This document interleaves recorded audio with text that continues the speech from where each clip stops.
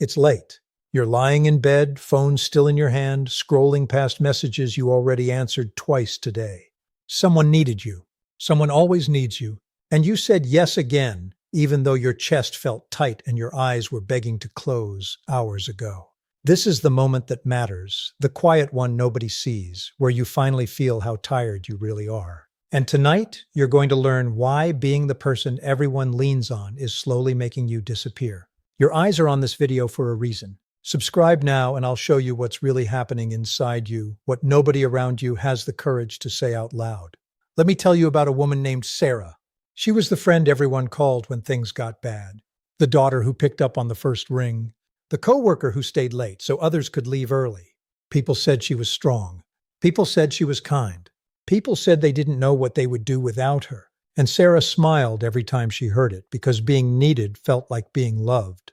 But one Tuesday afternoon, she sat in her car in a parking lot and cried for 40 minutes, and she didn't even know why. You probably know that feeling. The crying that comes out of nowhere. The exhaustion that sleep doesn't fix. The strange emptiness after you helped someone and they thanked you and you should feel good. But you don't. That isn't weakness. That isn't being dramatic. That is your body finally telling you the truth your mind has been hiding for years. Here is the secret nobody told you. When you put everyone before yourself, you are not being generous. You are bleeding quietly and calling it kindness. There is a difference between giving from a full cup and giving from an empty one. One feels warm. The other feels like dying slowly while smiling. Most people who do this don't even know they're doing it. It starts when you're young. Maybe you were the child who learned that being good meant being quiet. Maybe you got attention when you helped and got ignored when you needed. Maybe you watched a parent struggle and decided you would never add to their pain. So you became small. You became helpful. You became easy. And it worked. People loved you for it. Teachers praised you. Friends relied on you. Family bragged about how mature you were. But here is what nobody noticed. You were learning a dangerous lesson. You were learning that your needs were a problem and other people's needs were the solution. You were learning that love had to be earned through usefulness. That child grew up to be you. The you who can't say no without feeling guilty. The you who apologizes for taking up space. The you who feels selfish for resting. The you who gives and then wonders why nobody ever asks how you're doing. It isn't because they don't care. It's because you taught them they don't have to. Save this video. You will want to watch it again when the guilt comes back and tries to convince you that your needs don't count.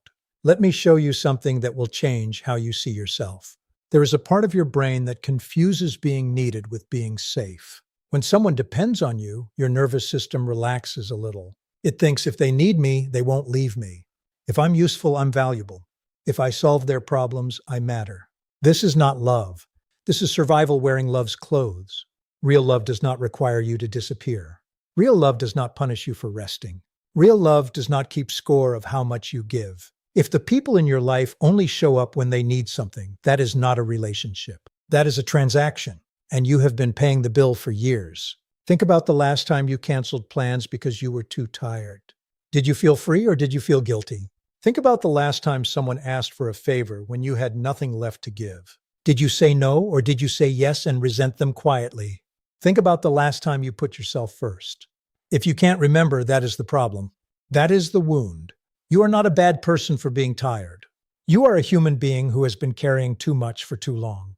And the people who told you that caring for yourself is selfish were usually the ones benefiting from your self-neglect. Here is something brutal but true. Some of the people in your life do not actually want you to heal. They want you to keep being the version of you that serves them.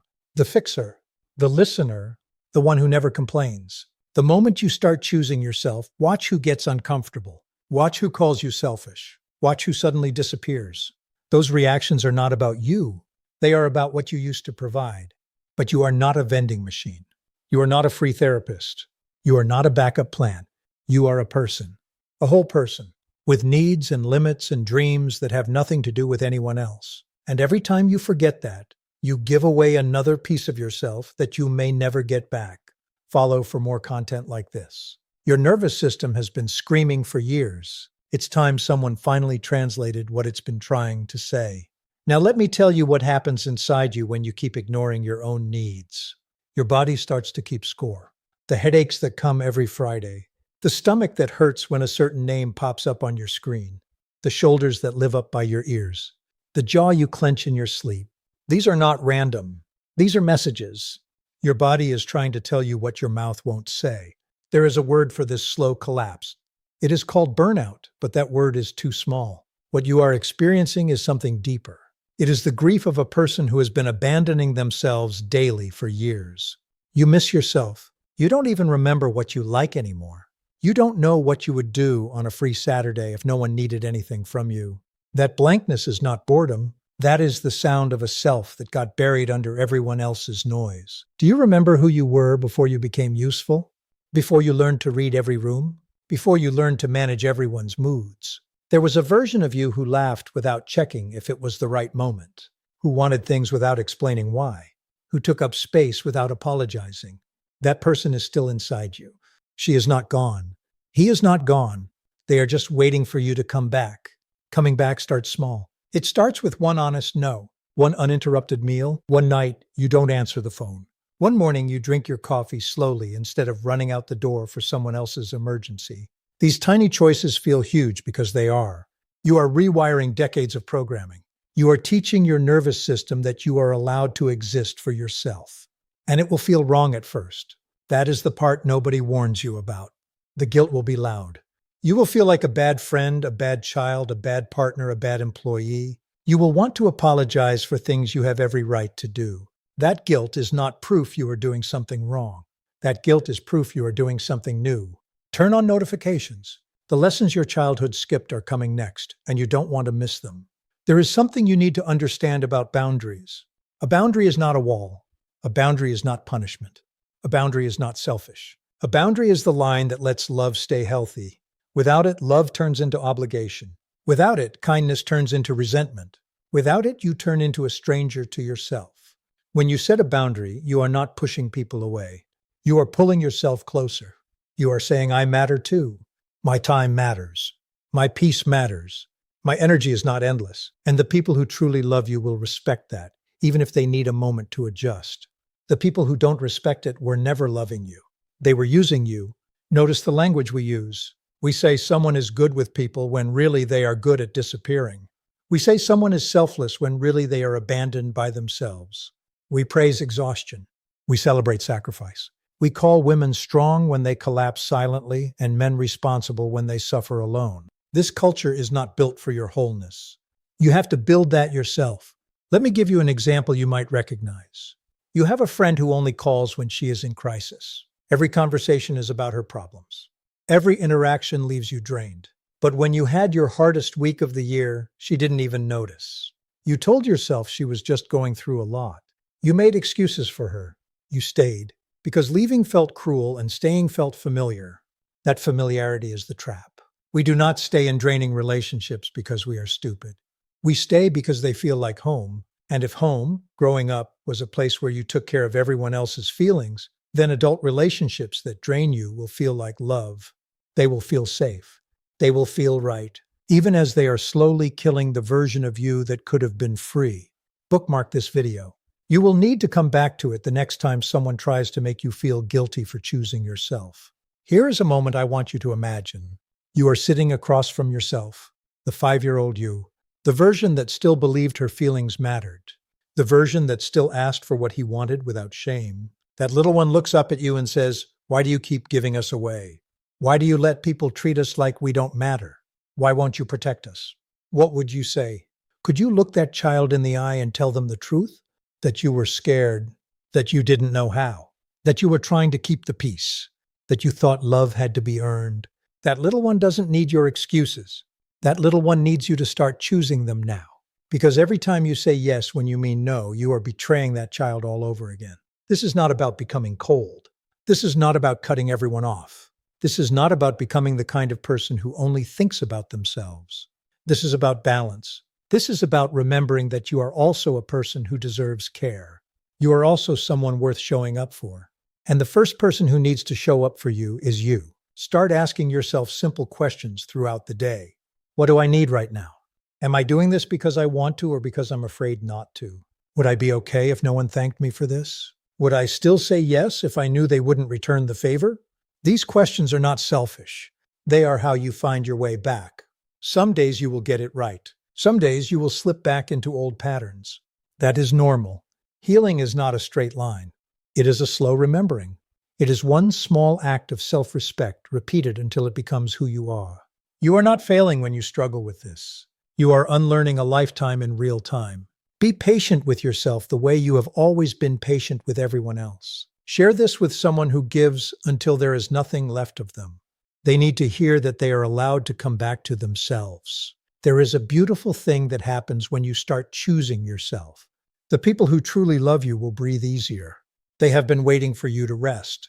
They have been worried about you. They have been hoping you would finally stop running yourself into the ground. Real love wants you whole, not useful. Real love wants you alive, not just available. The relationships that survive your new boundaries will be the real ones. They will be deeper, calmer, more honest.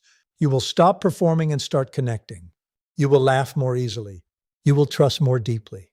You will know that the people who stayed for you, not for what you do for them. That kind of love is worth the discomfort of change. And the relationships that don't survive, let them go. I know that sounds harsh. I know it hurts. But you cannot keep watering plants that were never going to bloom. You cannot keep pouring into people who only know how to take. Letting go is not failure. Letting go is making room for the love you have been waiting for your whole life. You will start noticing things. You will notice how your shoulders feel lighter when you are alone. You will notice how your sleep gets deeper. You will notice that you are actually hungry, actually tired, actually happy, actually sad. The numbness will start to lift. You will feel things again. And feeling, even the painful feelings, is so much better than the gray fog you have been living in. You will also notice something else. You will start to like yourself. Not in a loud, performative way. In a quiet, settled way. You will catch your reflection and not flinch.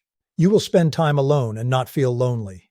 You will sit with yourself and find a friend there, maybe for the first time in your life. Stay close. The next part is the part that changes everything. Listen to me carefully. You were not put on this earth to be everyone's emotional caretaker.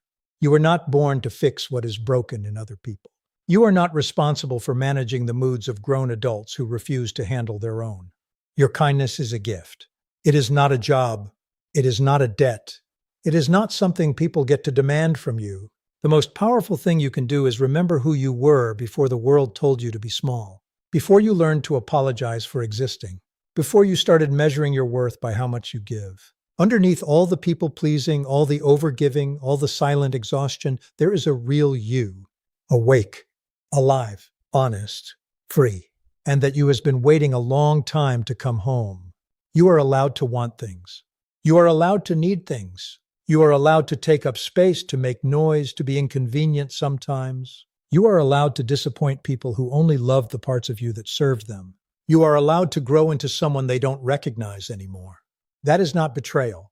That is becoming.